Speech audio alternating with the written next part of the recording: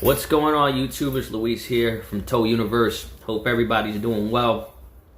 I did a video over the weekend which marked our 2-year milestone that I was talking about. And in that video, I mentioned how well things were going and how much planning went into what I managed to do in 2 years.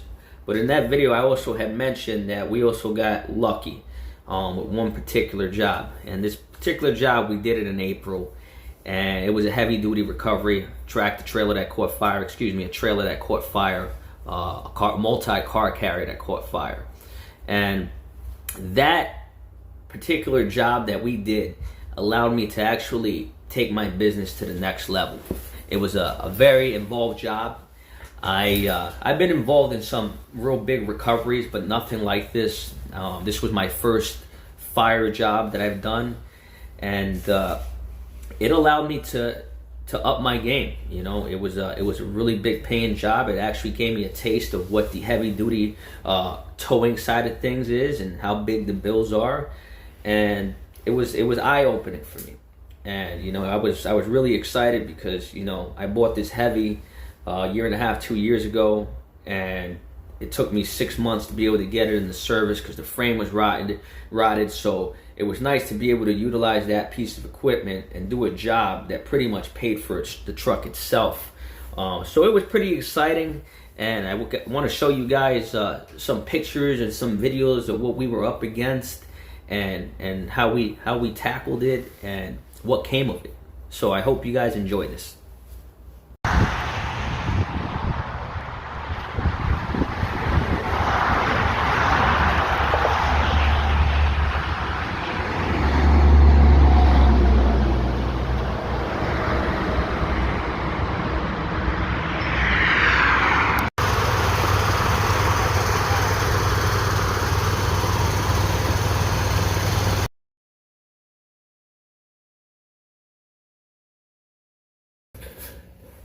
So after assessing the situation here, I realized that this trailer was pretty jeopardized, and for us to get this thing down the road, we were going to have to chain up the suspension, block up the suspension, and throw a couple used tires on there. So as you can see, I ended up calling a road service crew. They came out, they removed the forward front axle for us, and then they put 2 tires, I think, on the rearmost axle. And in case you're wondering why I got my heavy there, well, what was happening was since the airbags had burnt up, the trailer was pretty much on the ground. And where he was putting his bottle jack, it was actually bending the trailer in half because all that metal was compromised. So I wanted to assist him in picking up the back of the trailer so that he can remove the tires and get them on. And once he got them removed, we ended up grabbing oak blocks, blocking up the rear axle, because when the airbags go out on those things, the trailer's literally sitting on top of the tires. So we blocked it up, and then we ended up chaining the front forward axle.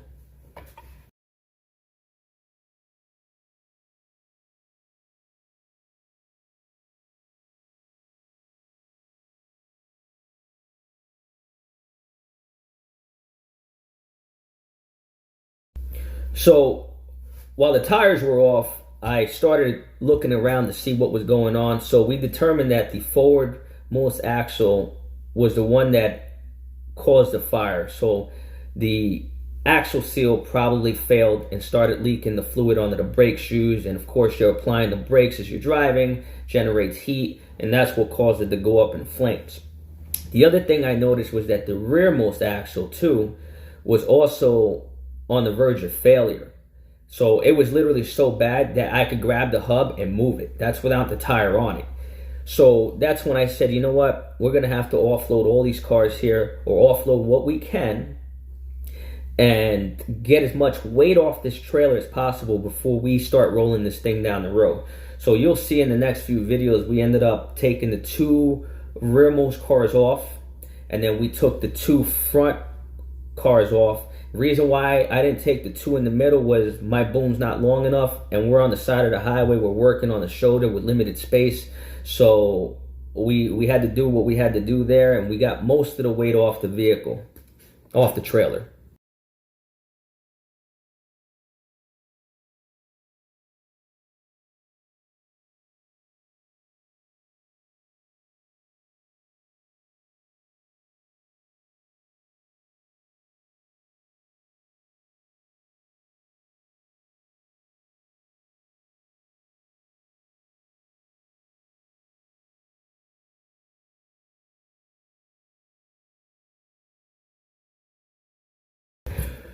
So once we got these cars offloaded, we now had to figure out how we were going to hook these things. And if you guys know how car carriers are, the trailers are, the fifth wheel sits almost on the ground. Sits really low, the kingpin.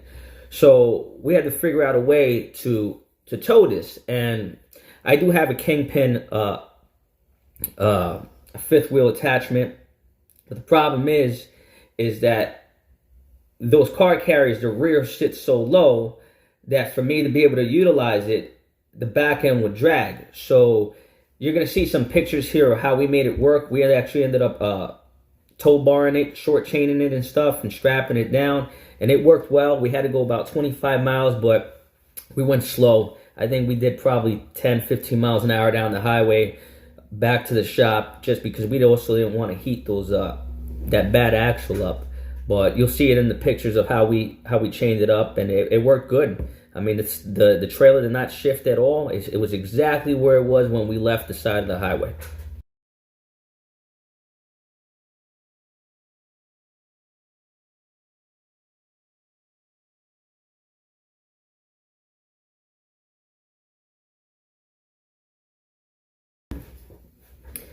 So we ended up getting the casualty back to our shop, and it was we got back we started at 1 o'clock in the afternoon, and we didn't get back till about 3:30 or 4 o'clock in the morning. It was a long day. So, and just so you know, that the next day we still weren't done, because we had to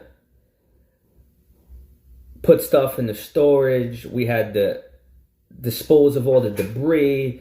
We had to power wash the trucks, because the one thing I never realized with fire damage is how dirty the scenes are, and how dirty the equipment gets from the soot and everything. So even the next day, we were still working on that one job.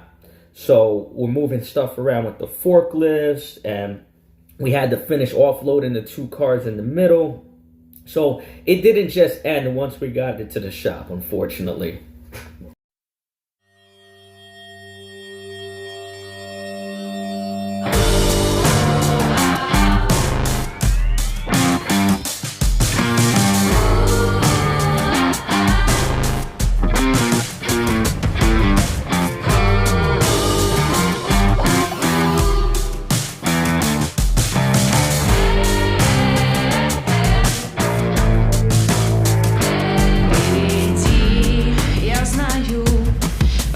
Ждет меня, не боюсь, не сдамся, велика цена. Знаю, трудно будет, главное идти, до мечты держусь я, не сойду с пути.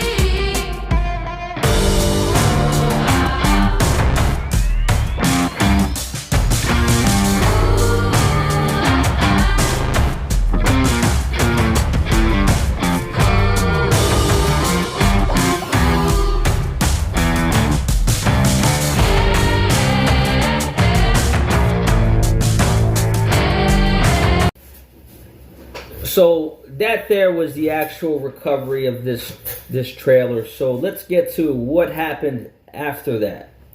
So the trucker was from Massachusetts, and obviously the tractor didn't catch fire, so he went on with whatever. I think he had 3 or 4 cars on the trailer side of things, so he went on in his way. So after all that's done, obviously I go on the tow book and I enter all this information. And I log everything, the pictures, everybody I spoke to. So this this actually went on. This actually sat in my lot for almost 2 months. And what ended up happening here was there's two different insurance parties involved. The one that insures the trailer and then the one that insures the cargo, which I didn't realize there was an additional cargo insurance until months later. So they sent out several investigators because at the end of the game, what these insurance companies want to do is they don't want to have to pay out. So they're trying to put the blame on somebody else. And they came out 2 or 3 times to look at the unit. And the way it would look like it was going, they were going to try to pin it on this guy's mechanic who replaced axle seals on it 6 months ago. And I was kind of like, yeah, that's not going to hold up, you know.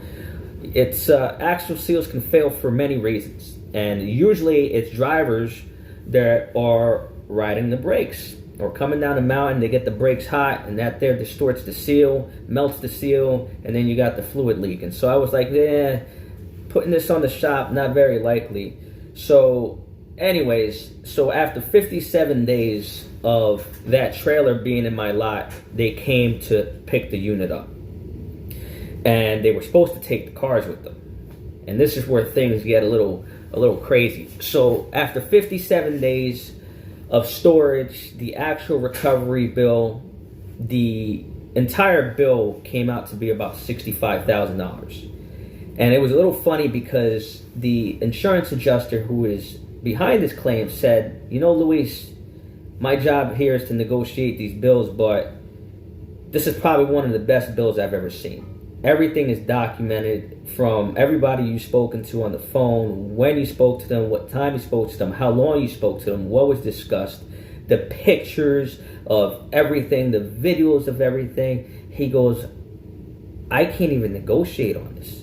He's like, he goes, very rarely do I pay the bill in full, but, you know, there was nothing on this bill that I could object to. So they ended up sending another record service out here to get it. They paid me with an IAA check, and I deposited that check. But then I realized, you know, I asked the guy that came to get the trailer, I'm like, are you coming back to get the cars? And he was like, no, I was just told to come get the trailer. So I was like, all right, well, that's interesting. So lo and behold, they end up leaving the cars, which end up accumulating storage all over again. And this is when I found out that he had a separate cargo insurance. And this company was horrible to deal with. I did not know there was a second party involved regarding insurance until after the unit was taken out. So mind you, insurance, you know, storage is collecting all over again. So I'm trying to get a hold of this guy. He's not answering. So finally, after a few weeks, he gets a hold of me. He's like, hey, what's going on? And I'm like, you abandoned 6 vehicles here. What's going on? You tell me. He's like, oh, I sent you a check out for $5,000. I go, $5,000 doesn't cover much in a situation like this. So he was like, well, that's all he was covered for. And I was like, are you kidding me? You know, this guy's hauling $250,000 worth of cars, and his cargo insurance is only $5,000? And he goes, yep, it is what it is. And I go, okay. Well, I pretty much warned him at this point that 2 of the vehicles on there were salvageable, and they're in my possession. So I'm like, listen, you want to abandon them? I'm just going to file liens, which I already had started the lien process, because I think here in North Carolina, if a vehicle is in storage for more than 10 days, you got to start the paperwork process and move it forward. So I wasn't getting anywhere with him, so I started filing the lien process. So I also come to find out that they totaled all the vehicles there with the exception of one, which was the Chevy Colorado that you'll probably see in the pictures. And the only damage that thing had was to the tailgate. And mind you, all these cars on there were 2020s or newer. The Chevy Colorado still ran and drove. And then there was an Equinox there that had a little more damage to the front, but nothing significant, all fixable.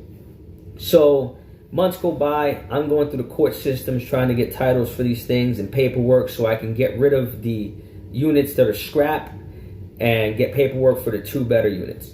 So I ended up getting a phone call one day from the trucker. And the trucker's like, what's going on? And I'm like, you tell me. So he's like, I haven't been paid for my trailer. I got the dealership coming after me because the one vehicle they didn't total, it's still sitting in your lot. collecting storage. And I'm like, okay, well, what do you want from me? He's like, can I just pay the storage bill on the Colorado and get that one out of there so I can fix it for him so this guy doesn't come back and sue me? So he ends up paying another $7,000 to get that Colorado released to him. And which I wasn't going to do just because I've already started the lien process. We were literally already, it already had gone to a public sale. But I felt bad for the guy. The guy was an owner-op, so he ended up paying for it. Came, sent one of his trucks, they picked it up and got it out of here. Now, I was still left with a 2020 Equinox with 20,000 miles on it. So that one I ended up moving forward with. I ended up getting paperwork for it. I'm actually in the process of fixing it. It's probably got around $6,000 worth of damage, but the vehicle's still worth $30,000. And the nice thing about it is that it came back with a clean title. So, that's a win for me. So the other vehicles that were unrecognizable, they were worth scrap. So I ended up getting a court order that allowed me to dispose of them. So that netted me, $1,500, $2,000 in scrap there. I also cut the cats off. I haven't gotten paid for those yet. But, all said and done, this job here probably raked me in about $125,000, to be honest with you. So that includes the first initial 65 grand, and then the scrapping of the vehicles, and then I'm also sitting on a $30,000 vehicle. So to wrap things up, that was my lucky break, and that's how I was able actually to take the next step. And that's why I say, man, you can plan, but you need a little bit of luck on your side. So I'm very fortunate to have that job come across. And like I said, it took me to the next level. That's how I was able to go from 2 trucks to 6 trucks because of that one particular job. And it opened my eyes up on the heavy duty side of things and the bills and how labor intensive these jobs are and how to bill for them. So I'm really looking forward for when we get on highway patrol to be able to do that kind of work day in and day out. And that's it, man. So like I said, I was grateful. I was grateful to have come across that situation. And yeah, it was a learning experience. And I hope you guys can get something out of this video. But hit like and subscribe, and I appreciate all the support.